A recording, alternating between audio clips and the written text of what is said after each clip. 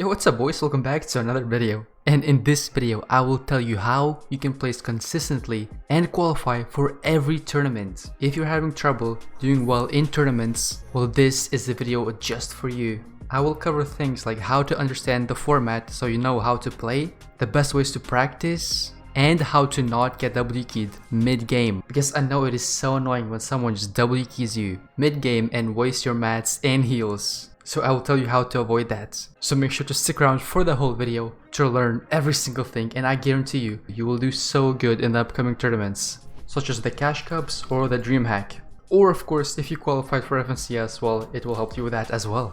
Alright, but now before we jump into this video, as always, make sure to leave a like. I really appreciate if you guys did that super quick.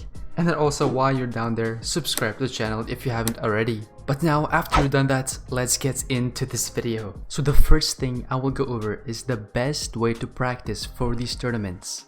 So there are two best ways you can practice. The first way is gonna teach you how to win early game fights and also mid game fights. And then the second one is gonna teach you how to play endgame. So obviously, one of the best ways to practice is to play arena. Arena games allow you to perfect your drop so you can win that drop spot every single time. Because obviously, early game fighting and winning your drop spot is super important. I mean, that's the only way you can make it to endgame. Right, so definitely practice your drop. Try to figure out where's the best place to drop in your specific drop spot. Right, so do you want to land on a chest or on a floor loose spawn or whatever it is? And if you don't know where to drop, well, I made a video on drop spots, so go check it out in the description and in the top right corner. But playing arenas provides you with some great mid-game fighting skills if you ever get into that situation in a tournament, which you most likely will. And now the last but certainly not least way to practice is by playing scrims. You get the most realistic practice for endgames while playing scrims.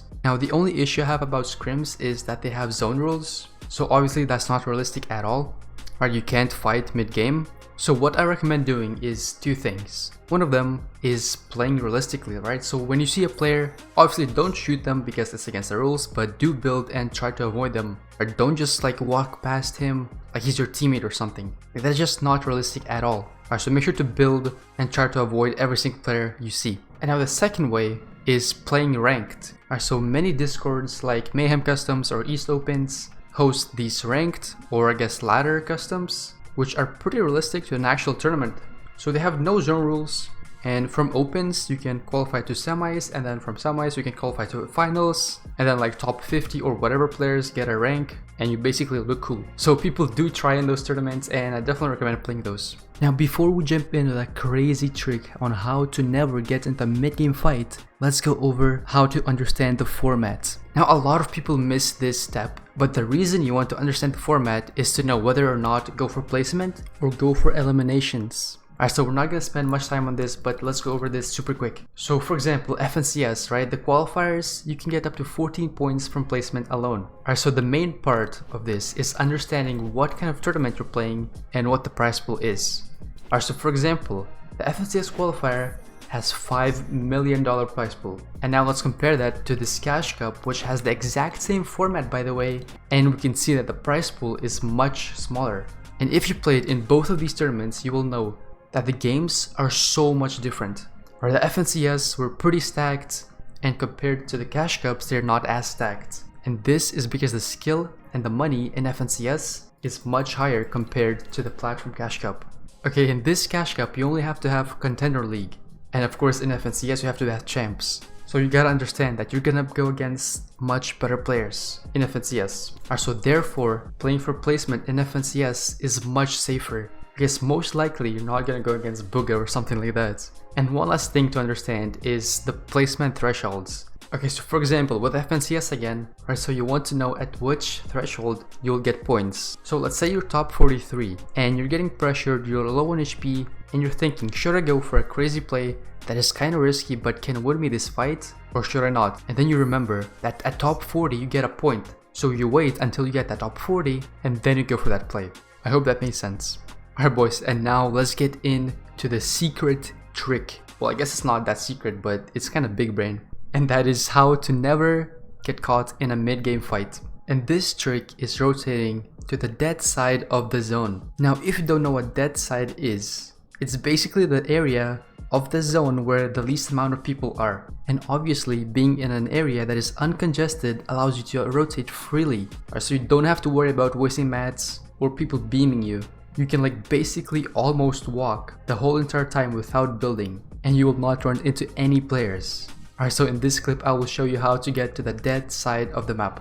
Okay boys, so as you can see we get this zone right here. Okay, so where we're gonna go is up north over here, okay, because no one from this side of the map is gonna go towards here, okay, like barely anyone landed here, but everyone from this side right here is gonna go towards this area. Alright, so we do not want to be in that area.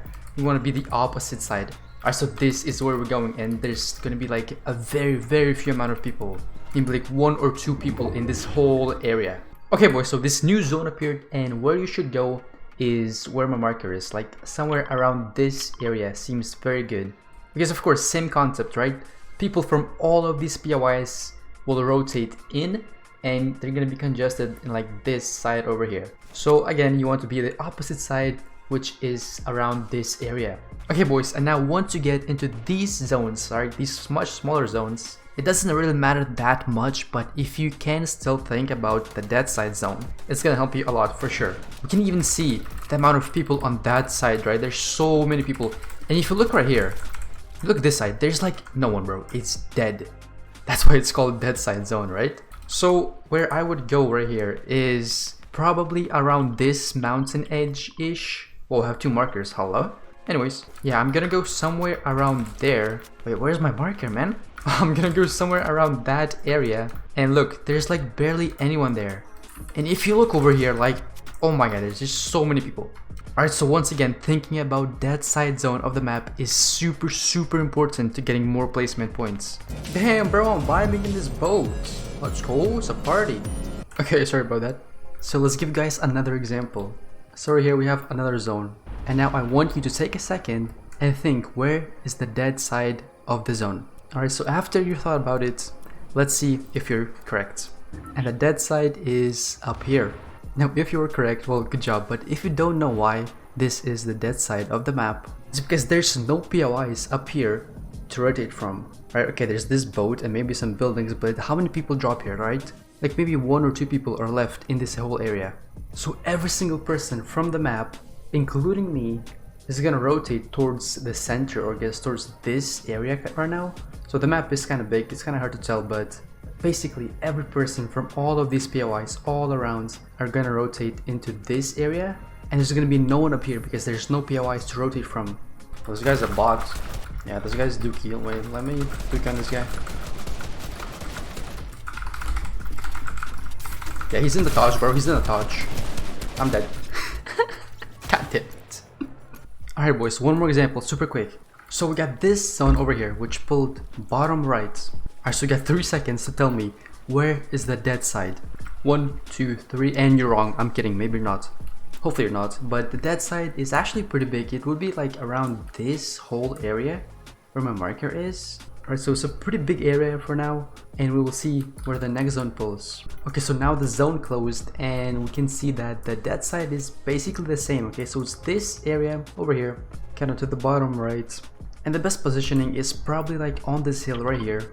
No one's gonna be there, and you're gonna have high ground. But that is gonna be the end of this video. I hope this video did help you guys. If it did, then of course drop that like and subscribe if you haven't already, with notifications on.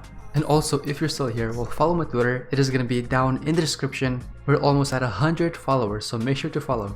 But if you're playing in DreamHack and all these other tournaments, well, good luck. I hope this did help. But that's gonna be it. Peace out.